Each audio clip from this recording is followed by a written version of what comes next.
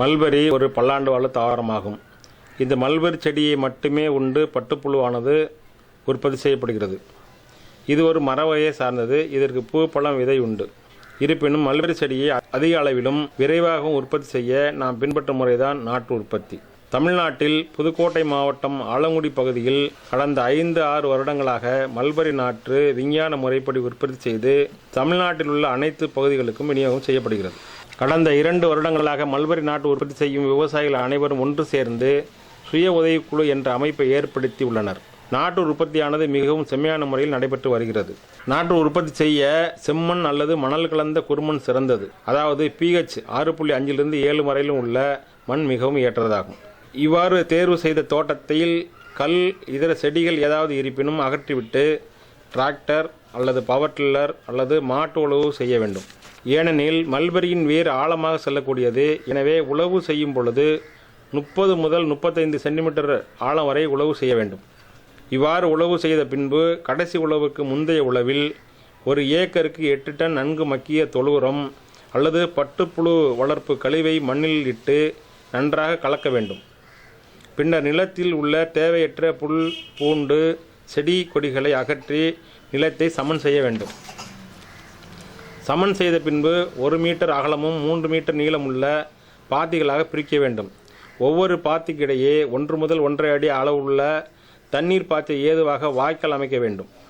இவ்வாறு தயார் செய்த படுக்கைகள் மல்பெரி குச்சிகளை நடவு செய்ய ஏற்றதாகும். விதை குச்சிகளை தேர்வு செய்யும் பொழுது மிக கவனமாக செய்ய வேண்டும். ஏனெனில் மல்பெரி விதை குச்சிகளில் செதில் பூச்சி மற்றும் துக்குரா போன்ற பூச்சிகள் இருப்பதற்கான வாய்ப்பு உள்ளது.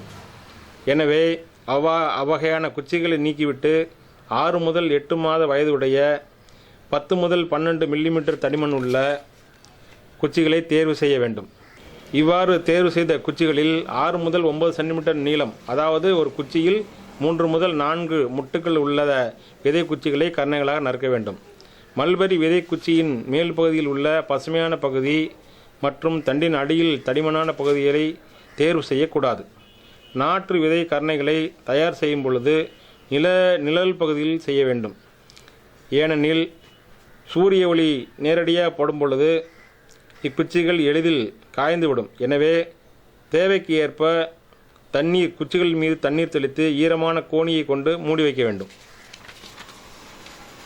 விதை குச்சிகளை நடவு செய்வதற்கு முன்பு 0.1% டைத்தேனியம் 45 அல்லது மேங்கோ சோப் அல்லது பெபிஸ்டின் போன்ற ஏதாவது ஒரு பூஞ்சான கொல்லியை கரைசலில் 30 நிமிடம் நனைத்து பின்னர் நடவு செய்ய வேண்டும்.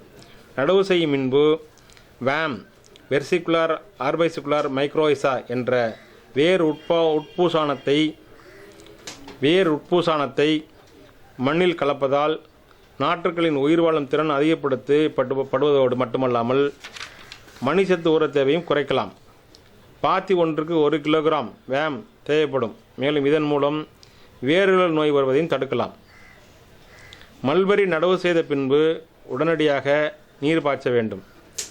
செம்மண் மற்றும் குறுமண் நிலமாக இருந்தால் 4 முதல் 5 நாட்களுக்கு ஒரு முறையும், கரிசல் அல்லது களிமண் பூமிக்கு 6 முதல் 7 நாட்களுக்கு ஒரு முறையும் நீர் பாய்ச்ச வேண்டும். நாற்றங்கால் படுக்கைகளில் களைகள் இல்லாமல் பார்த்து கொள்ள வேண்டும். குச்சி நடவு செய்து 25 முதல் 30 நாட்களுக்கு பின்பு ஒரு முறையும், பின்னர் 55 முதல் 60 நாட்களுக்கு மறுமுறையும் களை எடுக்க வேண்டும். நாற்றுக்கள் 20 முதல் 25 சென்டிமீட்டர் உயரம் வளர்ந்ததும், அதாவது 55 முதல் 60 நாட்கள் கழித்து இரண்டாவது களை எடுத்துவதற்கு பின்னர் ஒரு பாத்திக்கு 500 கிராம் அம்மோனியம் சல்பேட் அல்லது 250 கிராம் யூரியா இட்டு தண்ணீர் பாய்ச்ச வேண்டும்.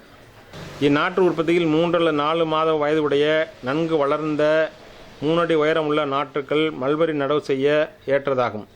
நாற்றுக்களை எளிதாக பறிக்க நாற்றங்காலில் உள்ள படுக்கைகளை 2 அல்லது 3 நாட்களுக்கு முன்னதாக தேவையான அளவிற்கு நீர் பாய்ச்ச வேண்டும்.